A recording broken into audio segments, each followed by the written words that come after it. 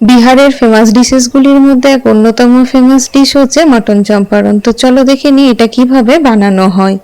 প্রথমে কড়াইতে সর্ষের তেল ভালো করে গরম করে নিয়ে হালকা ঠান্ডা হয়ে গেলে এরপর দিয়ে দেব মাংসগুলো। ম্যারিনেশনের জন্য দেব আদা রসুন বাটা, তেজপাতা, শুকনো লঙ্কা, লবঙ্গ, গোলমরিচ, দারুচিনি, বড় এলাচ, ছোট এলাচ, হলুদ, কাশ্মীরি লঙ্কা গুঁড়ো, জিরে গুঁড়ো, ধনে গুঁড়ো, স্বাদমতো লবণ আর কুচিয়ে রাখা পেঁয়াজ।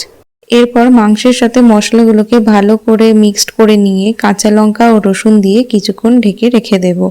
এবার মাটির হাঁড়িতে 2 চামচ ঘি দিয়ে ভিতরটা ভালো করে কোট করে নিয়ে ম্যারিনেট করে রাখা মাটনটা দিয়ে দেব।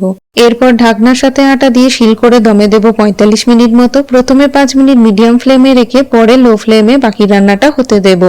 15 মিনিট পর পর হাঁড়িটাকে ভালো করে ঘুরিয়ে নিতে হবে যাতে ভিতরের সবকিছু ভালোভাবে মিক্সড হতে থাকে।